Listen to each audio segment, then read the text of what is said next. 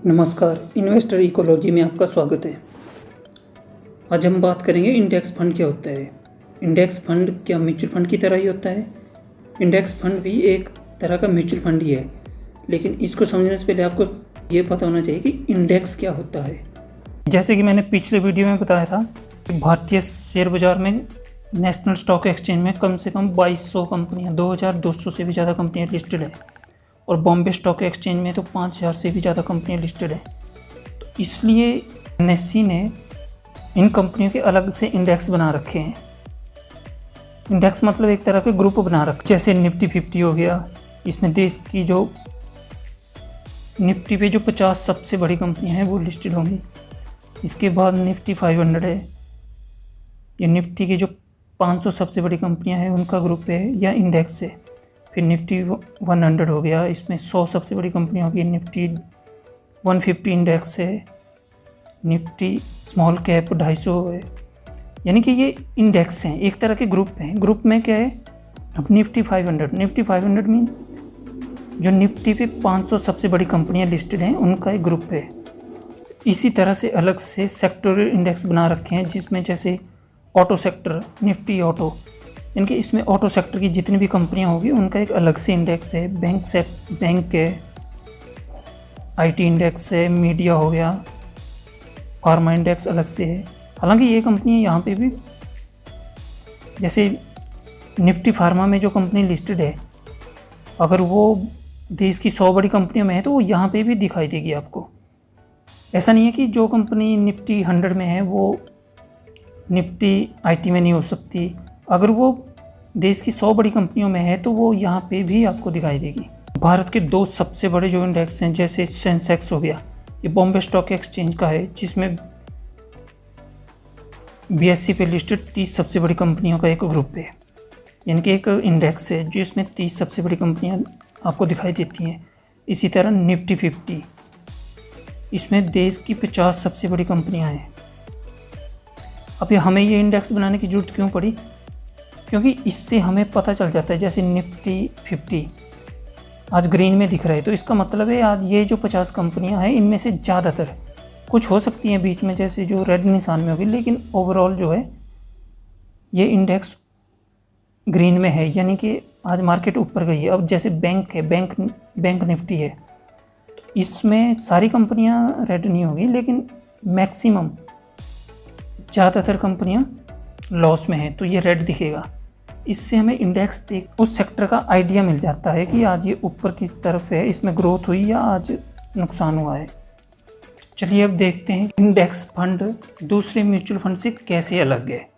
Mutual fund 2 तरह के होते हैं, एक तो होते हैं एक्टिवली मैनेज्ड म्यूचुअल फंड और एक होते हैं पैसिवली। अब एक्टिवली का मतलब है इसमें जो म्यूचुअल फंड एडवाइज़र हो, म्यूचुअल फंड मैनेजर होगा,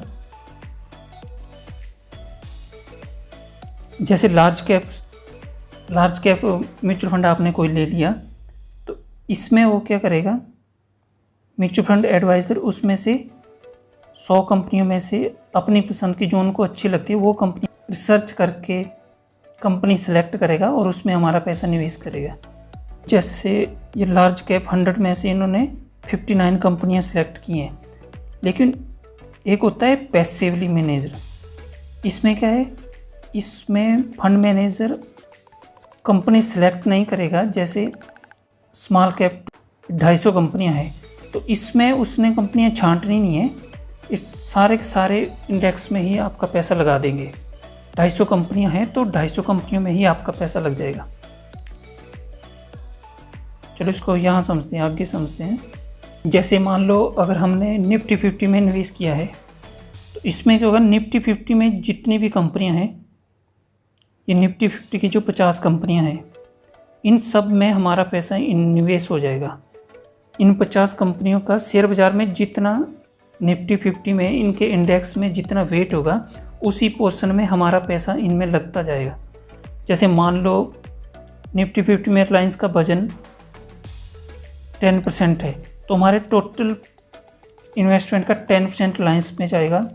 टीसीएस का वजन वेट के हिसाब से, इसमें हमारा पैसा वेट के हिसाब से, जितना कंपनी का वेट होगा उस हिसाब से हमारा पैसा इस कंपनियों में लगता जाएगा। एक्टिव म्यूचुअल फंड में क्या होगा, जैसे जो फंड मैनेजर और उनकी टीम है जो रिसर्च करके कंपनियां ढूंढती हैं, वो उस अपने हिसाब से जो उनको सस्ती लगेगी और अच्छी कंपनी लगेगी उसमें अपना ज़्यादा पैसा लगाएंगे, और जो उनको महंगा लग रहा है शेयर उसको बेच देंगे।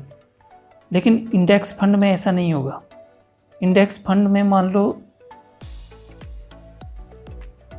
रिलायंस की हिस्सेदारी निफ्टी 50 में 12% है, जैसे 2018 के लिए लेते हैं। 2018 में 9% थी, HDFC की हिस्सेदारी 9% थी, तो हमारी जो टोटल इन्वेस्टमेंट है उसका 9 रुपये 40 पैसे 100 में से HDFC में ही लगेगा, और रिलायंस का 7 रुपये 80 पैसे,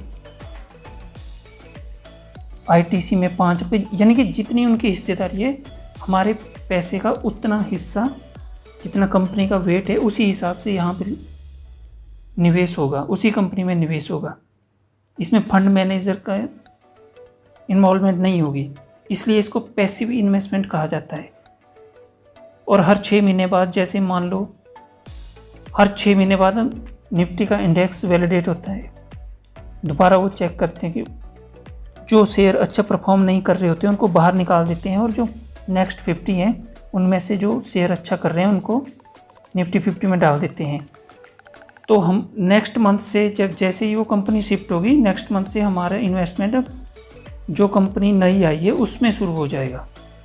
पहला अंतर तो ये है कि इसमें फंड मैनेजर, जो दूसरे म्यूचुअल फंड हैं उसमें फंड मैनेजर इन 100 में से मान लो जैसे जितनी कंपनी उनको अच्छी लग रही है वो वही रखेंगे। लेकिन इंडेक्स फंड में ऐसा नहीं होगा।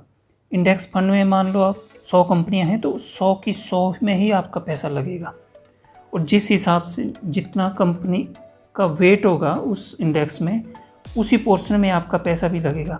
लेकिन यहाँ पे जो दूसरे म्यूचुअल फंड में फंड है, यहाँ पे फंड मैनेजर और उनकी रिसर्च टीम डिसाइड करेगी कितना पैसा कहाँ डालना है और कब निकालना है।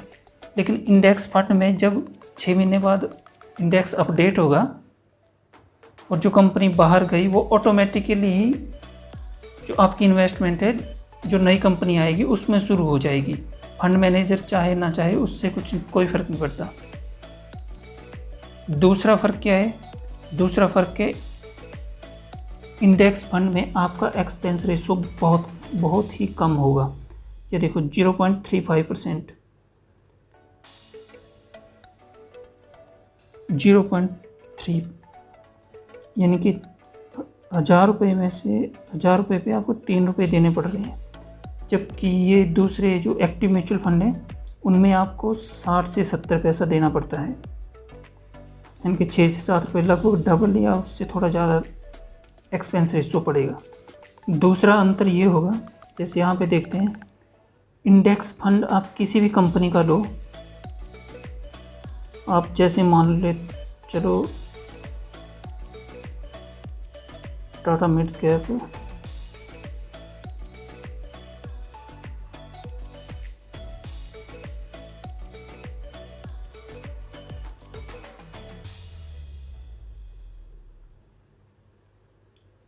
इंडेक्स फंड, हम किसी भी फंड हाउस का इंडेक्स फंड लेते हैं। जैसे ये देखो UTI निफ्टी 50 इंडेक्स फंड है, अगला HDFC है, उसके अगला ICICI है, लेकिन ये ICICI है, फिर SBI है। लेकिन इनमें आप एक चीज़ नोट करोगे तो इनका रिटर्न लगभग सबका सेम है। इसका 15% है, नेक्स्ट का भी लगभग 14.96% है, इसका 93% है, इसका लगभग 15 है, इसका 15 है, इसका भी लगभग 15 के आसपास ही है। इनका रिटर्न सेम ही होगा क्योंकि ये इंडेक्स को फॉलो कर रहे हैं। ये ना तो इंडेक्स से ज़्यादा रिटर्न दे पाएंगे ना कम रिटर्न दे पाएंगे, लगभग सेम ही होगा। इनमें जो फ़र्क आएगा थोड़ा सा वो आएगा कि जिस फंड का एक्सपेंस रेशो ज़्यादा है उसके रिटर्न, वो एक्सपेंस रेशो रिटर्न को थोड़ा सा कम कर देगा। तो जब भी आप इंडेक्स फंड खरीदो तो सबसे कम एक्सपेंस रेशो वाला ही खरीदना है, क्योंकि बाकी रिटर्न तो वो सेम ही देने वाले हैं सारे। जैसे निफ्टी 50 किसी भी फंड हाउस का आप लोगे, उसका रिटर्न निफ्टी 50 से ना कम हो सकता है जो इंडेक्स होगा, ना उससे ज़्यादा होगा। उससे कम ज़्यादा सिर्फ उतना ही होगा जितना उनका एक्सपेंस रेशियो है। जैसे इसका 0.21 है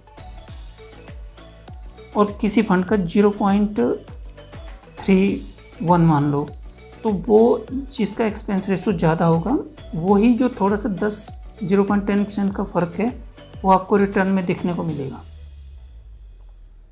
लेकिन दूसरे म्यूचुअल फंड में क्या होगा, लेकिन एक्टिवली मैनेज म्यूचुअल फंड में क्या होगा, यहाँ पे आपको रिटर्न सेम नहीं मिलेगा।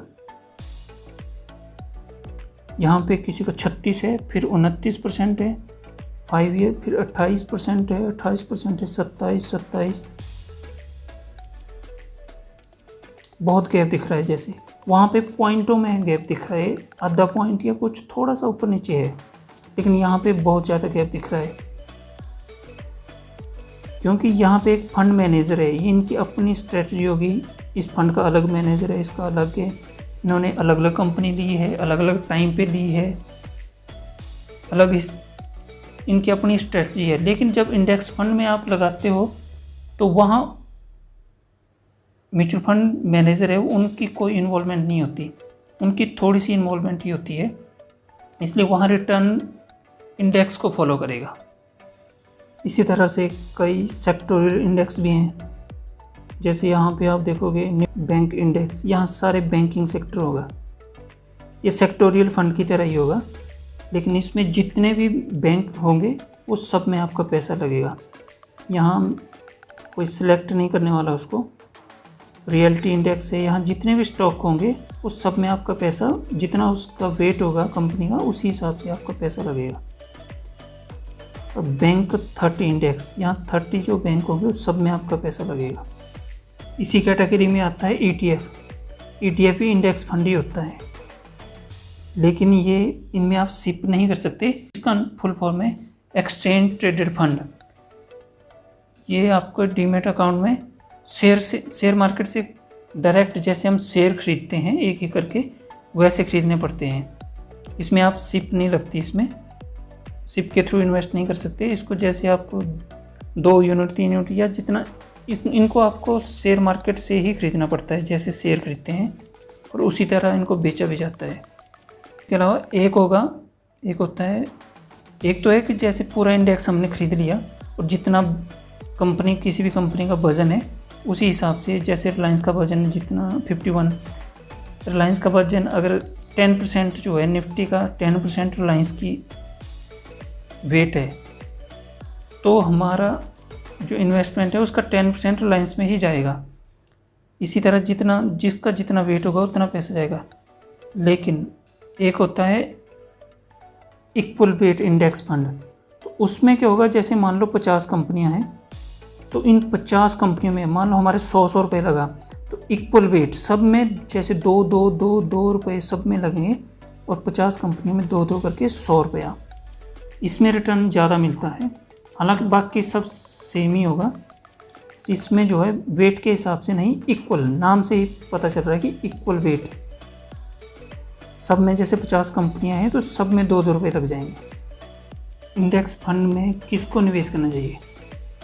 मान लो हम शेयर बाज़ार में 10,000 रुपये मंथली म्यूचुअल फंड के द्वारा सिप लगा रखी है, तो उसमें से मेरे हिसाब से 5,000 रुपये स्मॉल कैप और मिड कैप में लगाना चाहिए, और जो बाकी 5,000 हैं वो हमें इंडेक्स फंड में लगाना चाहिए, क्योंकि यहाँ एक्सपेंस रेशो कम है। और दूसरा बड़ा कारण है कि पिछले 20 सालों में अगर लॉन्ग टर्म में चलें तो मैक्सिमम केवल 20% म्यूचुअल फंड ही अपने इंडेक्स को बीट कर पाए हैं, यानी कि 80% म्यूचुअल फंड स्कीम जो है इंडेक्स को बीट नहीं कर पाई हैं। ये टॉप है, ये 20% 21% का जो रिटर्न दिख रहा है, 16% 17%, जबकि इंडेक्स ने ही हमें 15% रिटर्न दे दिया है। क्योंकि 25 में से ये मान लो 20 स्कीम तो इंडेक्स को ही बीट नहीं कर पाई है, तो हम यहाँ एक्स्ट्रा एक्सपेंस रेशो दे के कोई फ़ायदा नहीं है, जब वो हमारा फंड उसको बीट ही ना कर पाएगा इंडेक्स को।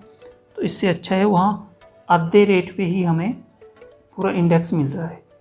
लेकिन मिड कैप और स्मॉल कैप में अगर हम जा रहे हैं तो यहाँ पे चांस हैं कि हमारा जो एक्टिव म्यूचुअल फंड है वो इससे ज़्यादा रिटर्न देने के चांस ज़्यादा हैं। लेकिन लार्ज कैप में अगर जाना है तो एक निफ्टी 50 ले लो और एक निफ्टी नेक्स्ट 50 ले लो या निफ्टी इक्वल वेट इंडेक्स ले लो। हालांकि ये सिर्फ मेरी राय है, बाकी आप पे डिपेंड करता है आपकी फाइनेंशियल कंडीशन कैसी है, उस हिसाब से